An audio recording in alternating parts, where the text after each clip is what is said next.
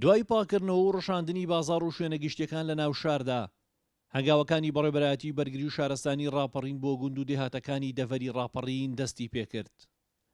بەیانیەکی زووی دەڤەری ڕاپەڕینە بەڕێوەبەر و ئەفسەر و کارمەندانی بەرگری و شارستانی ڕاپەڕینن گروپ بۆ دێهاتەکانی سنوورەکە دابەش دەبن، هەموو شوێنێ پاک دەکەنەوە.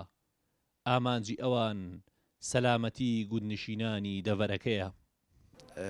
لەسەر فەرمانی وەزیری ناوخۆ و وەزیری تەندروستی و لێپسراوی ئیدارەی ڕاپەڕین ناو شارمان هەمووی ڕشاندووە، هەموو قەزا و نائیەکانمان ڕشاندووە. ئێستا دەستمان کردو بە هەڵمەتی ڕشاندنی گوندەکانی پشدەر، ئەو مەنتیقە سنووریانەی کە بەرکەوتن هەیە، هاموشۆ هەیە، هاتوچۆ هەیە، دەمانەوێت شوێنەکانیان بۆ بڕشێنین، ناودیەکانیان بۆ بڕشێنین بۆ دژایەتیکردنی ئەو ڤایرۆسە کوشندەیە کە وڵاتانی دەوروبەرمان پێی دەناڵێنن. شکر بۆ خوا ئێمە لە چاو خەڵکی تر زۆر باشترین سوپاسی هاوڵاتیانی خۆمان دەکەین کە لە ماڵەکانی خۆیان لە شوێنەکانی خۆیان کەرەتینە کردووە، هاوکاری هێزەکانی ئاسایشی ناوخۆ دەکەن بەڕاستی خزمەتکردنە بە خۆیان و بە ملەتەکەمان.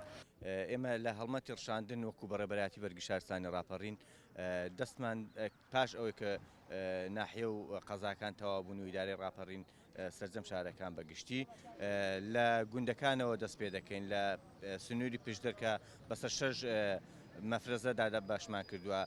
لە گوندەکانی پشدەر ڕەقەکە 7 گوند لە خۆ دەگرێ، هەر گوندە و ئۆتۆمبیلێکی بۆ دەنێرین بۆ ڕشاندنی دەرمانی ڤێرکۆن دژە ڤایرۆسی کۆرۆنا و هەوڵ دەدەین ئینشاڵڵا لەو چەند ڕۆژەدا تەواوی گوندەکانی پشدەر تەواو بکەین و دەچین بۆ سنووری بیتوێن. تیمەکانی بەرگری و شارستانی ڕاپەڕین لە ئەرکەکانیان بەردەوام دەبن.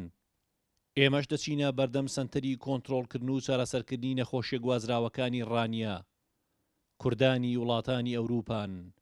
ئەوان لە چوارچێوەی هەڵمەتەکانی خۆپارێزی پشکنینیان بۆ دەکرێت 272 هاوڵاتی سامپڵیان لێوەردەگیرێت و لە 24 ساعاتی داهاتووشدا ئەنجامەکەیان ڕادەگەیەندرێت.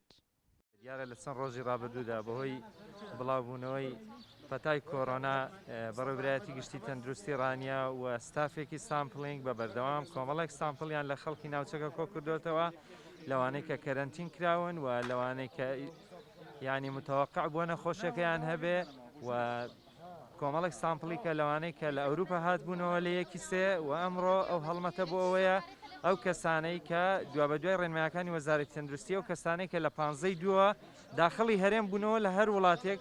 ئێمە ئەمڕۆ کۆمەڵێک سامپڵی زۆرمان وەرگرتووە کە ئێستا لە کۆتایی وەرگرتنەکان داین لە کاتژمێرنۆ لە سنتەری نەخۆشیە گوازراوەکانی ڕاپەڕین دەستمان پێ کردووە.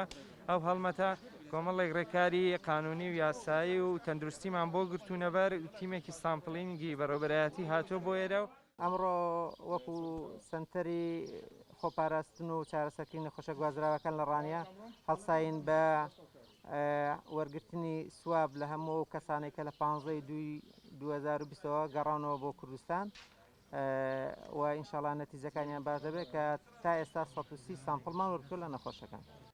دامەزراوەکانی ئیدارەی ڕاپەڕین هەمووان ئەرکی جیاجیایان پێس پێدراوە. هەریەکێ لە دامەزراوەکان کاری تایبەتی خۆی ئەنجام دەدات. ئامانجی ئەوان پارێزگاریکردنە لە دەڤەری ڕاپەڕین. پەیامی سەرجەمیشیان هەر لە سەرەتاوە بۆ هاوڵاتیان ئەوە بووە ئێوە لە ماڵەکانی خۆتاندا بمێننەوە و ئێمەش لە دەرەوە ڕوبەڕووی کۆرۆنا دەبینەوە. هونەر ڕەسوول گەلی کوردستان، دەڤەری ڕاپەڕین.